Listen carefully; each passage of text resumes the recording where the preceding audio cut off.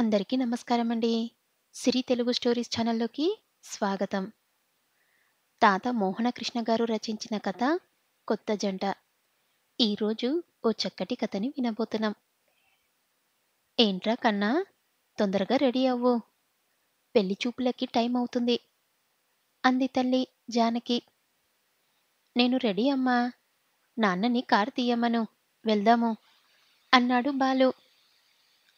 అలా అమ్మా నాన్న, ఒక అబ్బాయి పెళ్లి చూపుల కోసం బయలుదేరారు. కారు స్టార్ట్ అయ్యింది.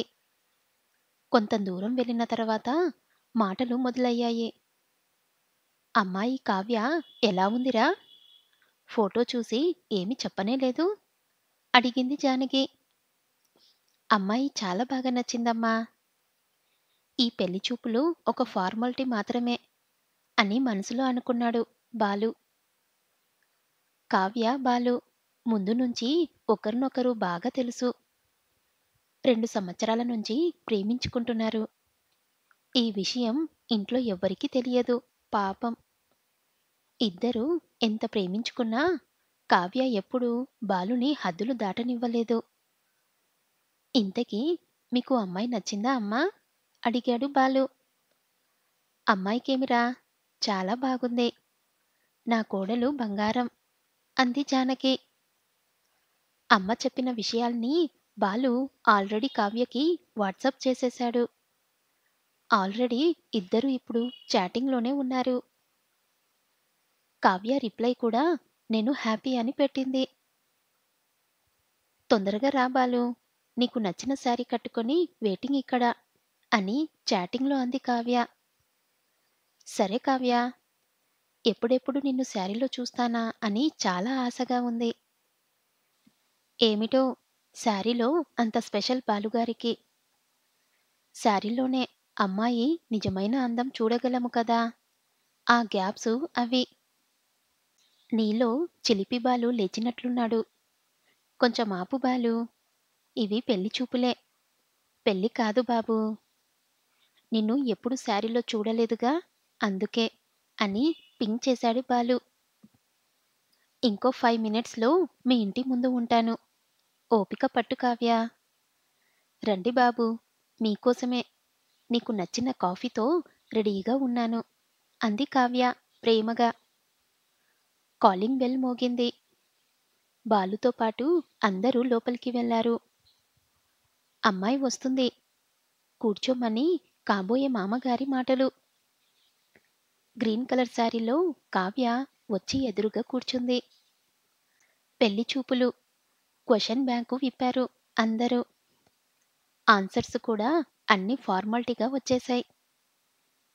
ఇక అమ్మాయి, అబ్బాయి లోపలికి వెళ్ళి ఒంటరిగా మాట్లాడుకుంటారు అని సైగ చేశారు అంతా. బాల్కనీలోకి వెళ్ళిన ఇద్దరు.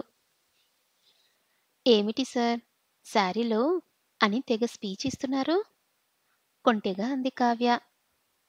నువ్వెప్పుడు శారీలో కనిపించలేదుగా, అందుకే. పెళ్ళైన తర్వాత శారీ కూడా తీసేసి చూపిస్తానుగా, ఎందుకు తొందర? నా కావ్యేనా ఇలా మాట్లాడుతున్నది? ఏమనుకున్నావు బాలు, మాకు చాలా కలలు కోరికలు ఉంటాయి మరి. అయితే ఒక ముద్దు ఇవ్వొచ్చుగా కావ్య. ఆల్మోస్ట్ మనకి పెళ్ళి అయిపోయినట్టే. నువ్వు కూడా మంచి మూడ్లోనే ఉన్నావు. అన్నీ పెళ్ళైన తర్వాతే. ఎన్ని కావాలంటే అన్ని ఇస్తాను. కావాలంటే బోనస్ కూడా. పెళ్ళైన తర్వాత చెబుతాను నీ పని. తొందరగా ముహూర్తాలు పెట్టించేస్తాను. అప్పుడు నీ మీద పూర్తి రైట్స్ తెచ్చుకుంటాను అన్నాడు బాలు. అబ్బాయికి అమ్మాయి నచ్చింది. పెళ్లి గ్రాండ్‌గా జరిగింది. మొదటి రాత్రి అమ్మాయిని గదిలోకి పంపించారు. కావ్య దూరంగా మంచం మీద కూర్చొని ఉంది. హే కావ్య, ఎందుకంత దూరంగా కూర్చున్నారు? దగ్గరకు రావచ్చుగా. మనల్ని ఇక్కడకు పంపించి అందరూ బయటే ఉన్నారు. ఇక్కడ ఎవ్వరూ లేరులే. ఒక్క అంగుళం జరిగి చాలా అని నవ్వుతూ అంది కావ్య. పెళ్లికి ముందు చాలా హుషారుగా ఉన్నావు. ఇక మీదట మనిద్దరి మధ్య గాలి కూడా దూరే చోటు కూడా ఉండకూడదు తెలుసా? ఎంతైనా కొత్త పెళ్లి కూతుర్ని కదా! సిగ్గు ఉండదా బాబూ? అసలే తమరు ఏదో శపథం కూడా చేశారు. ఇప్పుడు మీకు ఫుల్ రైట్స్ వచ్చాయి కదా! అందుకే మరి నాకు ఈ భయం. ఎందుకు కావ్య? నీకు మాత్రం ఎంజాయ్ చేయాలని ఉండదా చెప్పు? శారీ తీసేసి చూపిస్తానన్నావు కదా! ఏది? కొంచెం ఆగండి. ఎంత తొందరో! నన్ను మామూలుగా చూస్తేనే మీ మనసు ఉరకలు వేస్తుంది. ఈరోజు ఎలా తట్టుకుంటారో అని ఆలోచిస్తున్నాను బాలూ. నీకు కొత్త, నాకు కొత్త. ఈ విషయంలో అందరికీ ఇంతే కదా! అన్నాడు బాలు. మీకేమైనా ముందు అనుభవం ఉందేమిటి? అలా అంటున్నారు? అంది కావ్య. ఛ! అలాంటిదేమీ లేదు. నీ ప్రేమతో నాకు అలాంటి అవకాశం రాదని నాకు నమ్మకముంది కావ్య. నిజమే. నేను అలాంటి అవకాశం ఇవ్వను.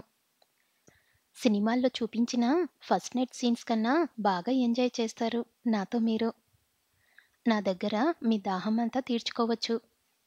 నన్ను కూడా స్వర్గలోకంలో తేలియాడేటట్టు చేస్తారుగా? అని కన్ను కొడుతూ అడిగింది కావ్య. రాత్రంతా ఇద్దరూ ఆ స్వర్గపు అంచుల్లోనే ప్రయాణించారు. ప్రతి రాత్రి ఇక మనకి మొదటి రాత్రే అన్నాడు బాలు. రాత్రేనా? అని దీర్ఘం తీసింది కావ్య. అంటే ఏమిటి కావ్య? మనది కొత్త జంట కదా! అని అన్నాను. అంతే. నువ్వు కనిపించవు గాని చాలా చిలిపి అని బుగ్గగిల్లి నువ్వు ఎప్పుడంటే అప్పుడే కావ్య. నేను నీకోసం ఎప్పుడూ రెడీ. నీ ఆనందం కన్నా నాకేం కావాలి చెప్పు?